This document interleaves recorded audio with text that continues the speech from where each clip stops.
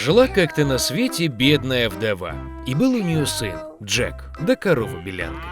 Корова каждое утро давала молоко, а мать с сыном продавали его на базаре.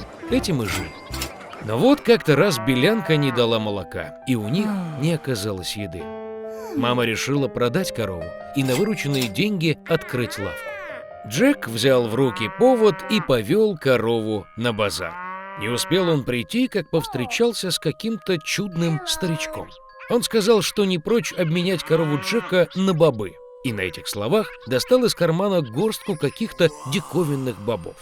Старик сказал, что эти бобы волшебные, их нужно посадить вечером, а к утру они вырастут до самого неба. Джеку стало очень интересно, и он согласился. Домой мальчик пришел рано. Мать очень разозлилась, что он отдал самую молочную корову во всей округе за горсточку каких-то скверных бобов. Но Джек помнил слова старика и решил, что делать нечего, и посадил бобы во дворе.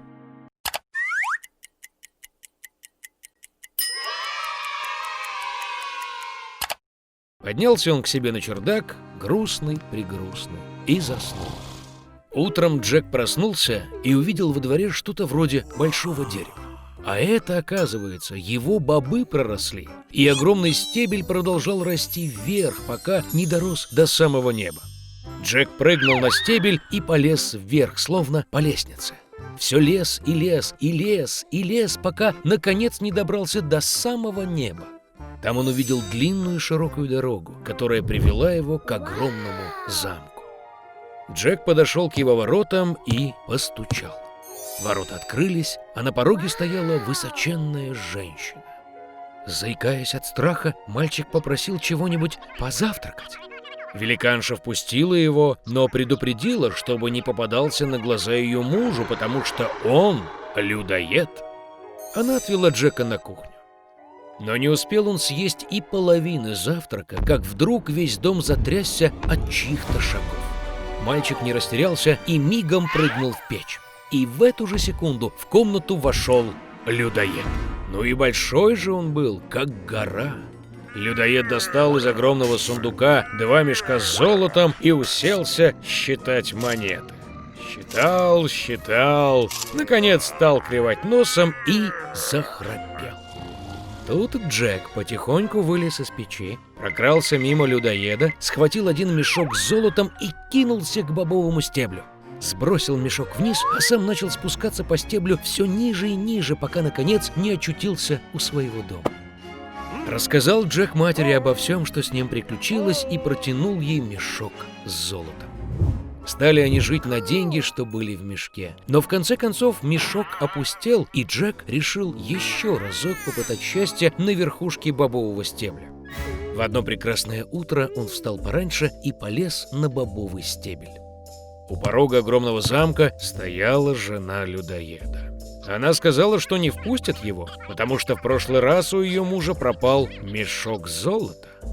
Но все-таки она сжалилась над бедным мальчиком и впустила в замок.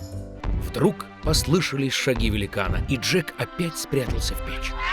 Людоед вошел и велел жене принести курицу, что несет золотые яйца. Великанша принесла, и людоед приказал курице нестись.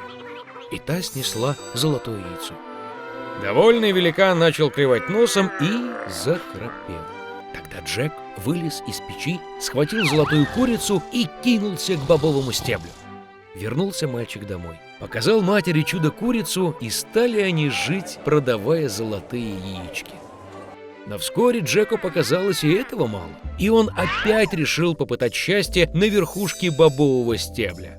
На этот раз мальчик залез в замок через окно, запрыгнул в медный котел и затаился. В комнату зашли людоед с женой. Великан учуял запах мальчика, и они кинулись искать его в печи. Но его там не было. Они обыскали все углы и закоулки, только в медный котел заглянуть не догадались. Отчаявшись искать, людоед велел жене принести золотую арфу и поставить ее на стол. Под ее прекрасные звуки людоед захрапел.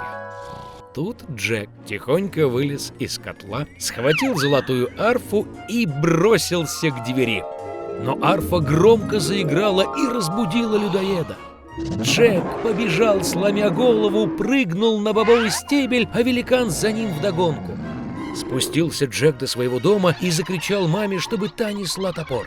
Мать выбежала с топором в руках, мальчик схватил топор и принялся рубить бобовый стебель. Людоед почувствовал, что стебель сильно качается, и остановился. Тут Джек как ударил топором еще раз и перерубил бобовый стебель.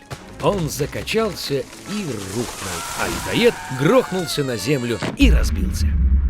С этого дня Джек и его мать никогда больше не знали бедности. Но мальчик очень сожалел, что из-за своей жадности они чуть не поплатились жизнью. Он пообещал, что никогда больше не будет красть и будет усердно трудиться во благо семьи.